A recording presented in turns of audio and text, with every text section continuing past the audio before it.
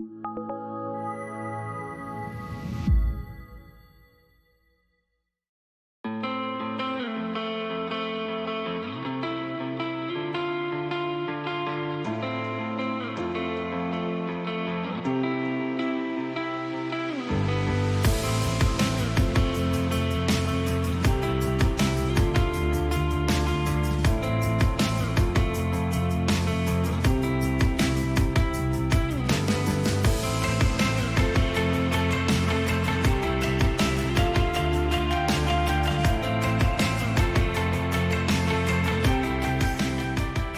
has been an exciting journey for me. Few things which I would want to highlight about doing PhD. The first one is the aspect of resilience and also self-discipline. Self-discipline in the world of academics, there's so much challenges which we meet, and the challenges are like the first one is when I'm talking about resilience and self-discipline. Sometimes you are challenged beyond what you would expect. You produce the work and you expect that I've done my best and that what I've written here, everybody will understand it. But when it's submitted to the supervisors and co-supervisors, sometimes the feedback would be demotivating, but I think that's where you need to have the open-minded, and that if you are not challenged to think differently from what you've been thinking, then I think you may not make any contribution to the academic world. So for me, it was about having diverse views from my work.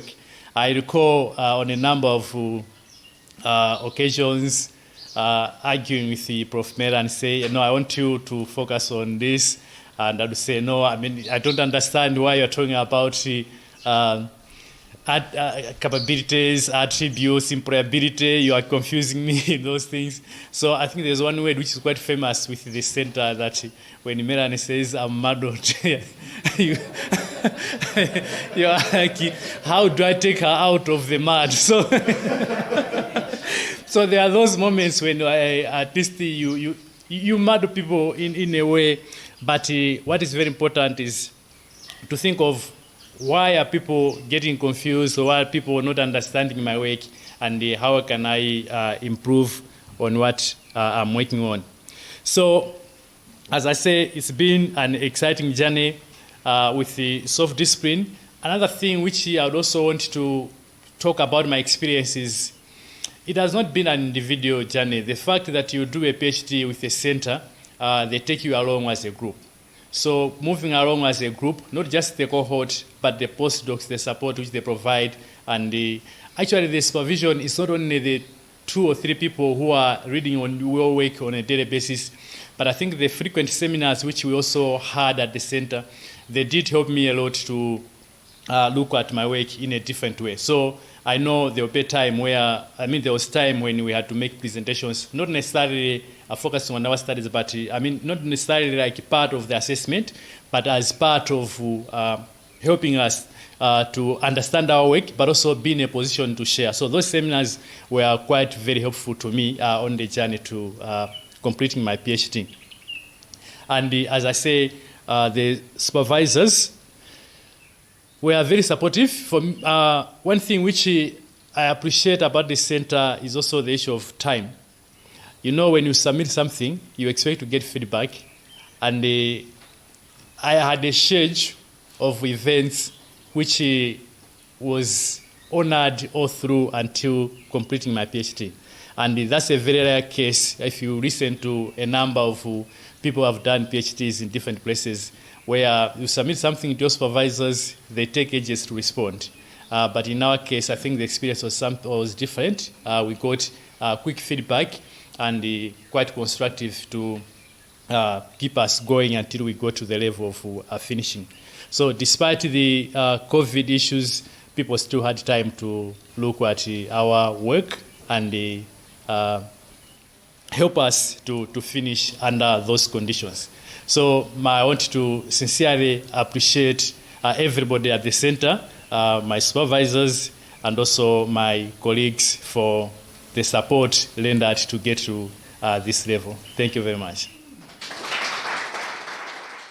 I think in reflecting on it, I was an endurance athlete.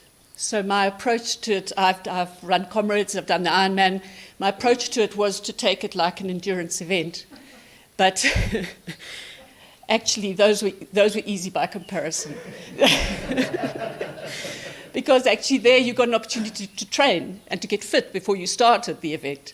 This one, you started the event and you still had to get fit, and you had to peak, and you had to finish all at the same time. So there was no gently easing into it. So in fact, for me, instead of being an endurance event, it became solo survivor, not sole survivor. I was solo survivor, having to outwit, outplay, and outlast myself. So then as I reflect on it, for me, there are particular standouts. I think it still boggles my mind, the process. I'm an educator, and I'm a big fan of Vygotsky and his learning theories.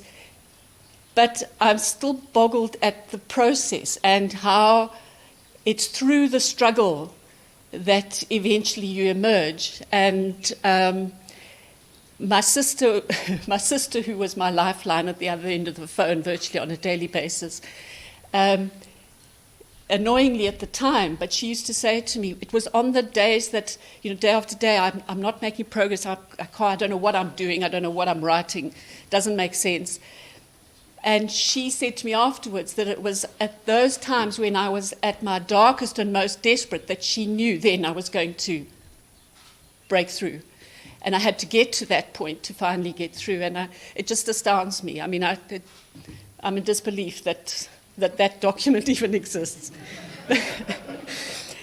And so that takes me to the next standout, because when we were new candidates, the five of us, in room 114, and we would talk about, we're trying to find our way with our proposals and what we're doing, and we would chat together, and we would make presentation to the center, and every time each of us presented, there would be something, our research would have taken a different angle, and stumbling our way.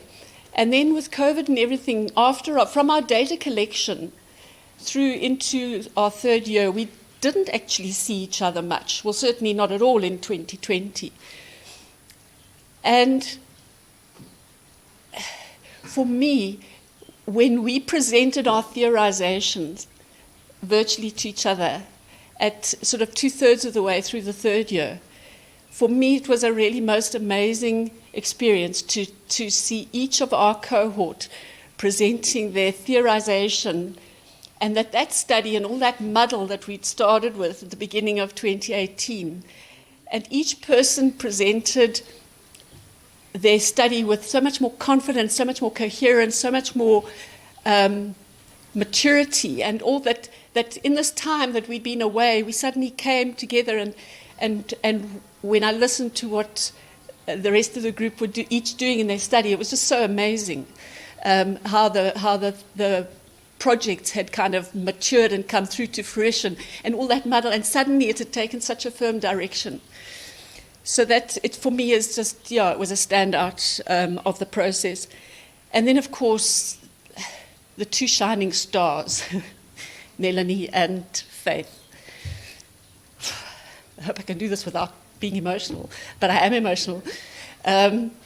Melanie, I was so fortunate to have you as my supervisor, and the two of you are like that light at the end of that very dark tunnel, and not the oncoming train. Melanie somehow always knew before me what my work was. She knew in a way what my data was going to say before I knew it. She knew what I needed to do before I'd worked it out for myself.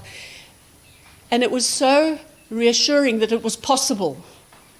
It was muddling, but it meant that it was possible. I didn't know how I was going to get there, and she spoke it so fluently, and I spoke it so unfluently.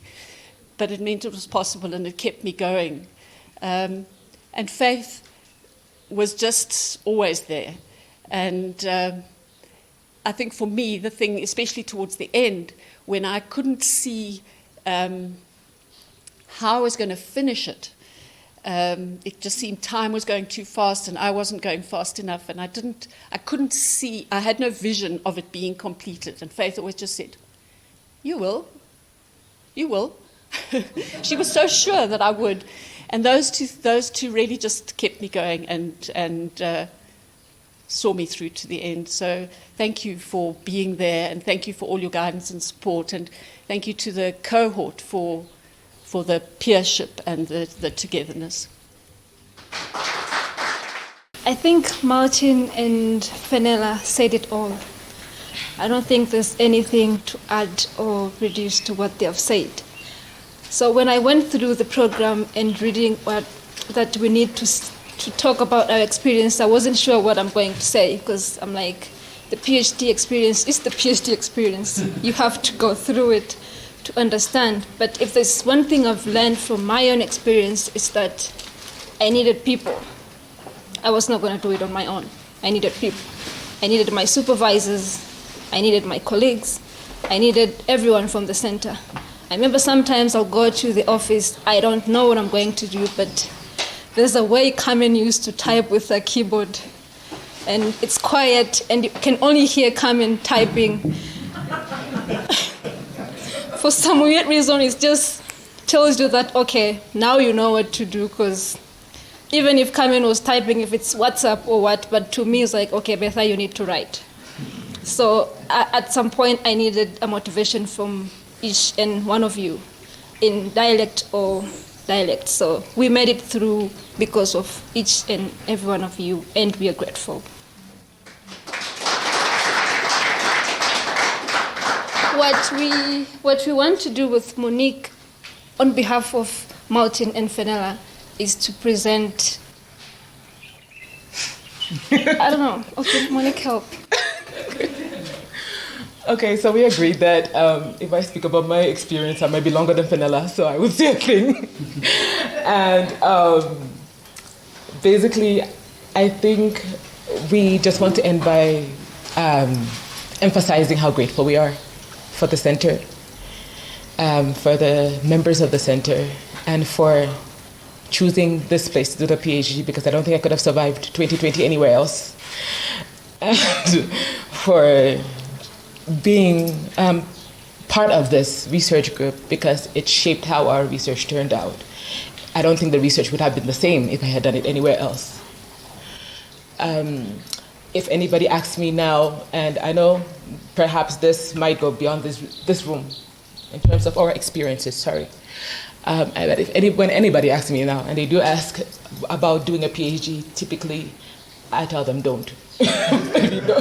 If you can help it, don't do it. But I won't use the word family, but I would definitely say this is a group that is as close to family as a workplace can come. Although we say we have this person as a supervisor, Faith supervised me, Carmen, just as much as Carmen did.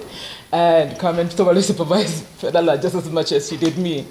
So, and this is because Prof. Walker actually forces us to collaborate and really gives us opportunities such as this one to come together, and goes beyond and over and beyond actually, to help us interact even in the middle of a pandemic, which really builds that bond, which really shows why networking is important for research, exchanging is important for research.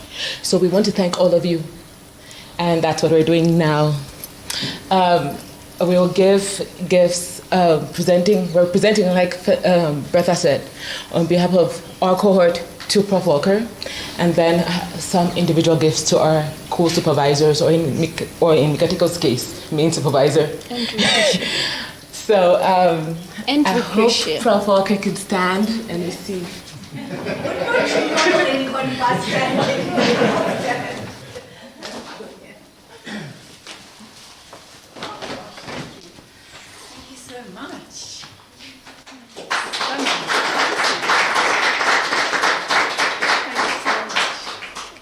this is another one. Oh.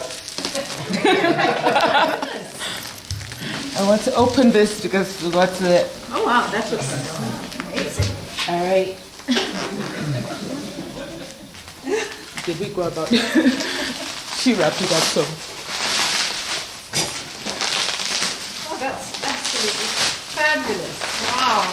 Raise likeness as well. Oh, that's absolutely amazing. Wow. Even a dog. Oh, that's beautiful. Thank you so much. Isn't that absolutely fantastic?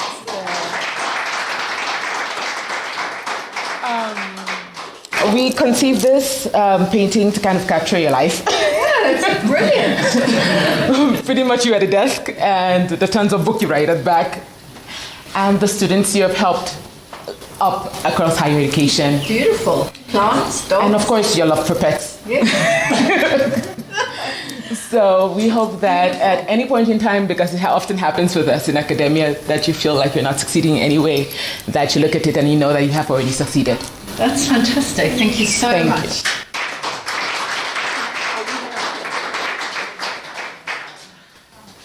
And I would like to present this to Carmen, so if you can stand up.